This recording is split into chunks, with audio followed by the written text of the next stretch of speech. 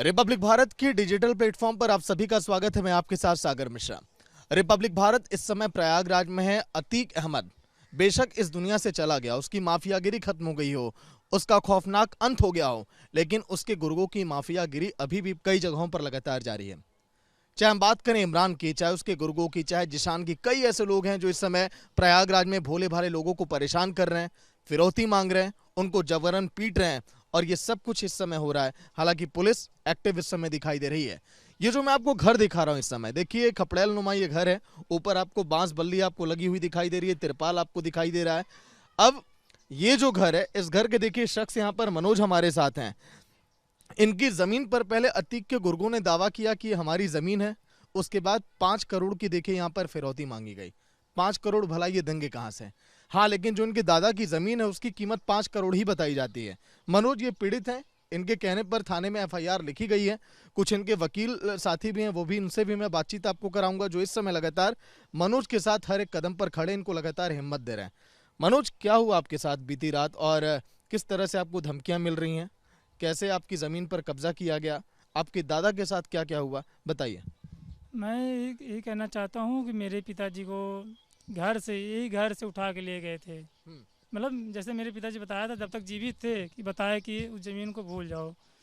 तो हमने कई बार पूछने की कोशिश की किस लिए भूल जाएं, क्यों हमारी पुश्तैनी ज़मीन है, किस लिए, कौन सी वजह से हम लोग खाएंगे कमाएं, खेती बाड़ी कैसे करेंगे। तो उन्होंने कहा कि ना दौड़ने भागे मारे जाओगे। तो हम कहा कौन मारेगा? तो उन्होंने बोला कि हमको अगर उठा के ले गए हैं, मारे भी, गाड़ियाँ भी, हमारे मतलब मेरे पापा दादा को उठा के ले गए थे, मेरे परिवार कुछ लोगों को।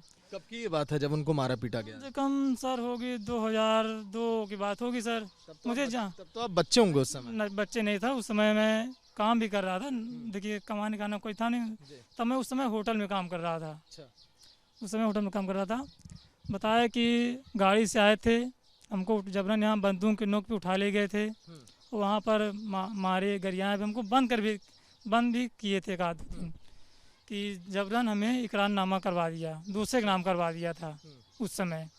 फिर का 2 दिन धरे थे, घर छोड़ गए थे, वहीं से भगा दिए थे। मतलब कि मारे, गलियाए, बद्दी बद्दी गालियाँ दी, जाति के नाम पे गालियाँ दी, 5 चमार साल तुम लोग जाओ, नहीं मारे जाओगे, भाग जाओ यहाँ से।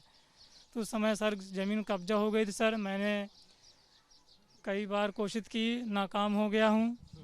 अब मैं ये दोनों भाई जब तक जीवित थे तब लोग हम लोग की इतनी औकात थी नहीं कि हम लोग इन लोग से लड़ लें।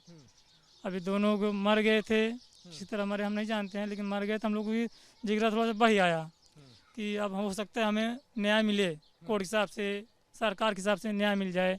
भागते भागते सर मैं इस मुकाम पे आया हूँ कि बड़ा मार खाते पीते यहाँ सब करते आया हूँ। कैसे कैसे यहाँ क्या मार आपको पड़ी? क्या, कहाँ मार पड़ी अभी उसके? मुझे 4-5 मारे थे, गाली दिए थे। ये देखिए मेरा जनाता ना होगा, 2-3 महीने की बात हो गई है।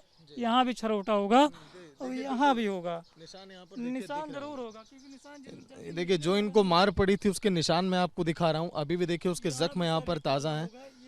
एक बार गला उठाइए, दिखाऊं यहाँ पर, देखिए ये खरोच के निशान अभी भी हैं, क्योंकि अतीक के गुर्गों ने इनकी जमकर पिटाई की, ताकि इसलिए कि उनको जमीनें मिल जाए, आगे कोई ये मुकदमा ना लिखवा दें। अच्छा, धमकी भरा फोन भी आ रहा है क्या आपको? फोन भी आया था, जबरन मारे सर, बता रहा हूँ कि मारे मुझे।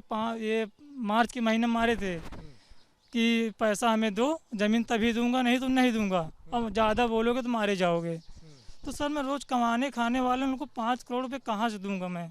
5 करोड़ मुझसे मांग रहे थे, जबरन मांग रहे थे कि 5 करोड़ दोगे तभी मैं तुम लोगों को ज़मीन वापस करूंगा, नहीं तो नहीं करूंगा। तो सर आप ही बताइए, मेरा ये घर है, ये मेरा सभी घर में कहाँ इनको 5 करोड़ में दूंगा कहाँ से सर? मैं रोज़ मैं 450-500 कमाता हूँ, ईंटा गारा करता हूँ, लेबराई करता हूँ, कहाँ से दे पाऊँगा इनको? मैं इसी में कोर्ट से, न्यायालय से, सरकार से अपील करता हूँ, मुझे न्याय कर दीजिए सर। सर मैं गरीब आदमी हूँ, पारसी जात का हूँ, पारसी चमार, जो गाली लोग देते रहते हैं मुझे, घर पे आके गाली देते हैं। अभी भी बीते समय 2-3 एक गाड़ी पे 3 आदमी आए थे, मेरा घर देख के चले गए। मेरी घर वाली बोली कि 3 आदमी आए थे, मनोज को पूछ के चले गए। हम कहा घर के और भी लोगों को धमकी भरा फोन आता है कि आपको ही बस अभी आ रहा है? अभी तो फिलहाल मुझको ही, क्योंकि मैं भागता दौड़ता रहता हूँ कि हो सकता है मिल जाए, भगवान। आपका साथ वकील लोग किस तरह से दे रहे हैं, उनसे भी एक बार जान लेते हैं। तो देखिए इस समय जो पीड़ित हैं मनोज, उनके साथ जो वकील लोग हिम्मत दिखा रहे हैं, जो इस केस को आगे बढ़ा रहे हैं, अब उनसे भी हम बातचीत कर लेते हैं। आप भी बीच में आ जाइएगा मनोज, ताकि ये बता पाएं। क्या नाम है सर आपका? सुनील कुमार एडवोकेट, जिला न्यायालय। सुनील जी, क्या अभी तक आप लोगों ने इस पूरे केस में किया है? कैसे आप लोग सुनील का साथ दे रहे हैं? मनोज जी मेरे पास कम से कम 18 महीने हो गए इस केस पे काम करते हैं। 18 महीने पहले आए, तो इन्होंने अपनी कहानी बताई कि मेरे पिताजी को अतीक अहमद के गुर्गे, इमरान या अन्य लोगों द्वारा किडनैपिंग करके फर्जीवाड़ा कराया गया। मैंने बहुत प्रयास किया, मेहनत की, तो बहुत सारे कागजात लीगल वे पे पाए गए, जिसमें हुआ क्या इनके साथ कि एक मुख्तारियाम जबरन इन लोग को मारपीट के कैसे भी कराया गया। वो मुख्तारियाम वैलिड रहा 10 मार्च 2003 तक लीगल बेस पे, और वो मुख्तारियाम निरस्त हो गया 10/4/2003 को। उसके बाद जिस व्यक्ति से निरस्त किया गया उस 10 को निरस्त हो गया, और उस व्यक्ति ने 16/4/2003 को बैनामा कर दिया। और ये पूरी तरह प्री प्लानिंग साजिश रही उनके गुर्गों की कि इनसे एक तीसरे व्यक्ति के नाम ज़बरदस्ती मारपीट के इकरारनामा करा लिया गया और 16/4 को बैनामा करा दिया गया। जिसने बैनामा कराया, साजिश देखिए, जिसने बैनामा कराया, क्योंकि कोर्ट में साबित ना हो पाए, कुछ ना हो जाए, अतीक अहमद कार्यालय के पास सन 2005 में उसकी गोली से छलनी करके हत्या कर दी गई। मुख्य साजिश करता चला गया, और ऐसा षड्यंत्र रचा गया कि सन 2006 से अतीक अहमद के सगे साड़ू इमरान के नाम वो ज़मीन आ गई लीगल वे पे। फ्रॉड ऐसा किया गया और 2006 से 2022 तक इमरान के नाम रही वो। इनकी किसी की हिम्मत, या इलाहाबाद में भी दबंगों के आगे, इन लोगों के आगे किसी की हिम्मत हुआ नहीं करती थी। तो जब माफिया का अंत हुआ, किसी भी प्रकार से इन्होंने हिम्मत जुटाई, कागजात हमने सर्च किए, तो स्पष्ट पाया गया इनके साथ धोखा हुआ। मैंने माननीय जिलाधिकारी रविंद्र सर, जो हमारे जिलाधिकारी सर, उनकी बहुत अच्छी, डीसीपी अभिषेक सर का बहुत थैंकफुल, इन्होंने बहुत मदद की, जिसके कारण ये मुकदमा दर्ज हुआ, जांच कराई गई। इनके साथ जो फर्जीवाड़ा था, एसडीएम साहब ने साफ स्पष्ट आख्या दी कि इनके साथ गलत हुआ, फर्जीवाड़ा हुआ, लेकिन ये जब भी प्रयास करते तो इनको मारा पीटा जाता रहा। और उस संदर्भ में कल जिलाधिकारी महोदय ने एक जन सुनवाई शासन साथ दे रहा है आप लोग का? इस समय साथ दे रहा है। कल जब डीएम साहब ने बहुत अच्छा कार्य किया, मैं डीएम साहब का बहुत ही बड़ा फ़ैन हो गया हूँ। कल उन्होंने जिस तरह हम गरीबों की बात सुनी इनकी, और तुरंत कार्रवाई का आदेश किया डीसीपी अभिषेक सर को, और अभिषेक सर ने भी बहुत अच्छा कार्य किया, तुरंत मुकदमा पंजीकृत किया।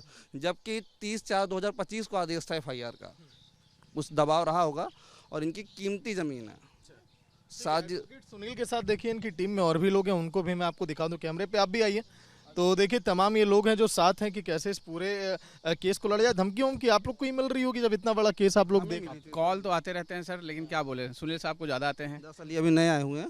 मुझे पूरा मुफ्ती थाने में मैं मनोज को ले गया था। थाने के बाहर ही जो सलमान नाम, जिसका नाम वर्तमान में है, जो उनका मेन आदमी है, उसने धमकी दिया, वकील साहब भूल जाइए, ज़मीन पे आ रही है कि जान।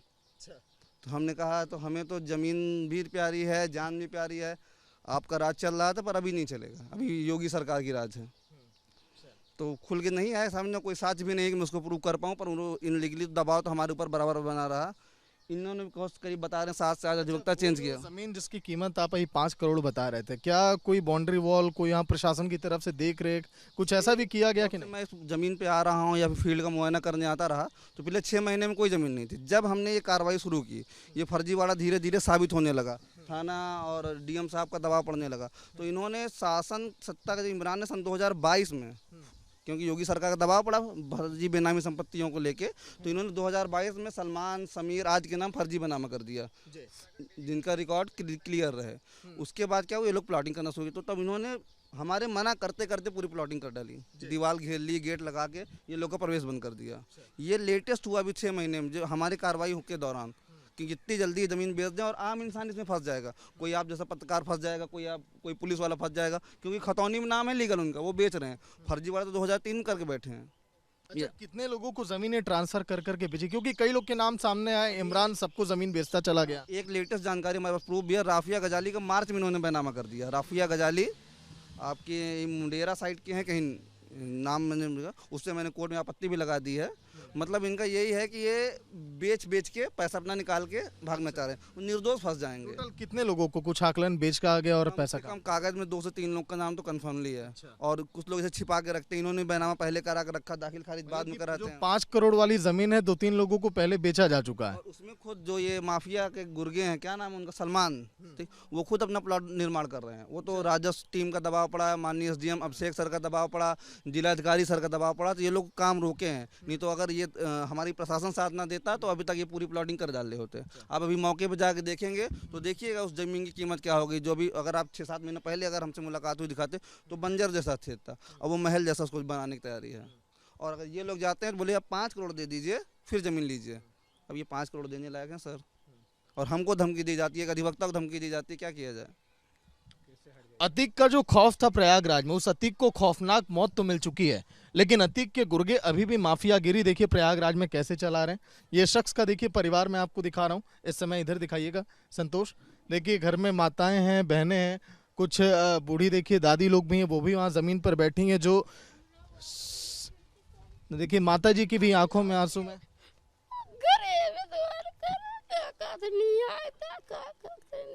हम लोग अनपढ़ आदमी कुछ नहीं कर सकते हैं। गली गली पागले की तरह भटक रहे हैं ये जमीन के पीछे। उसी में जवाब बोते थे, खाते पीते हमारे लड़का, आज हमारे हाथ से छीन ली ये गुंडागर्दिश ने। अब क्या करें, आप लोग हमें न्याय दिए और क्या चाहिए आप हमको। हमको न्याय चाहिए, बस इतने बस उनसे इंतजार है। अगर हम लड़ने लाए होते तो कभी हम फैसला कर लेते। हमको इंसाफ चाहिए बस, और हम आगे कुछ नहीं जानते। तो जिस घर में 2 वक्त की रोटी का जुगाड़ हो रहा हो, आप देखिए तस्वीर इस घर की मैं दिखा रहा हूँ। घर में देखिए यहाँ पर बकरियाँ यहाँ पर पल रही हैं। देखिए यहाँ पर एक खाट यहाँ पर बिछी हुई है, यहाँ पर कुर्सियाँ लगी हुई हैं। लोग यहीं पर देखिए बैठते हैं इस पेड़ के नीचे, और यही देखिए सहारा इस गर्मी में इनका। और इस परिवार से अगर 5 करोड़ की अगर रंगदारी अगर मांगी जाएगी, ये देखिए इन्हीं लोग का ये दूसरा घर बताया जा रहा है। देखिए ये झोपड़ी आप देख पा रहे होंगे, झोपड़ी नुमा ये पूरा घर है, इसमें लोग रह के देखिए अपना जीवन व्यतीत कर रहे हैं। लेकिन 5 करोड़ की रंगदारी, 10 करोड़ की रंगदारी, अतीक के माफियाओं का लगातार धमकाना, और अब इन लोगों की गुहार की सरकार इस पर नजर अब डाले और कड़ा एक्शन ले, प्रशासन भी कड़ी कार्रवाई करे, ये इन लोगों को उम्मीद है। और ये आशा करते हैं कि आगे आने वाले दिनों में इन धमकियों से इन्हें राहत मिलेगी। देखना अहम होगा कि आखिर कब बड़ा एक्शन लिया जाएगा प्रशासन की तरफ से। विजय संतोष के साथ सागर मिश्रा, रिपब्लिक भारत, प्रयागराज।